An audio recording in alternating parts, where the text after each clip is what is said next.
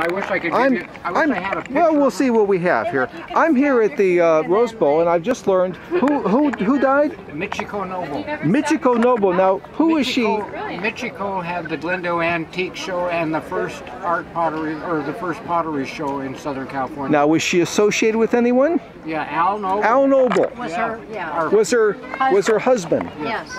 And so then after he passed on, she continued with his shows. She continued with the show for a little while, and then she passed it on. Then she sold it to Penelope. Penelope, who passed it on to. She actually closed the show. Penelope closed the show, and then that was the end of that show. Well, it kind of started up again a little bit. I forget his name, but Ken and Dennis have a different show. Yes, that's right. Oh, but you're talking about Kincaid. Yes, that's right. Yeah. Mr. Kincaid, he started up, and it lasted on and off for quite some time in the basement there. And so Michiko, did you say she was in her 80s? Is that right? Yes, I think she was about 84 to 86. You know, did she die in Japan? Is that what you said? She died in Japan. Do you know what city? Oh, we don't know. Tokyo. What city? Oh, was it Tokyo? So she died in Tokyo. Now, how did you discover this news?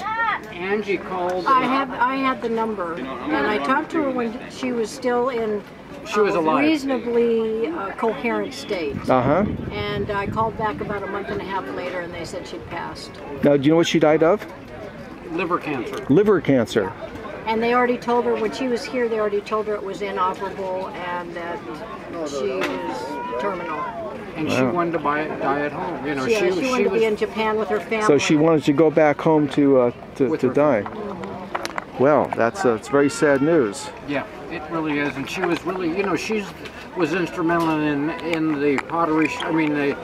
Definitely the pottery show with Pfeiffer's. Al and Michiko and Shirley and Al Pfeiffer had the pottery show. They started the pottery show first, you know, and then Michiko and Al took it over. Yeah. But yeah, she was really the forerunner of Al and them being into antiques. She's the one that she used to go have Al. Michiko didn't drive, so she had Al drive her around, and she'd go into the thrift shops and Salvation Army and Goodwill and stuff and pick up the antiques and stuff. And he'd sit out in the car, and finally one time he went in and found a piece of Lotz. I think was his first piece of glass. And he paid 50 cents for it and sold it for $35, and he was in heaven, and that's what started him. Gee, about what year would you say that he made his big Lotz by? I'm gonna say about 75 or so?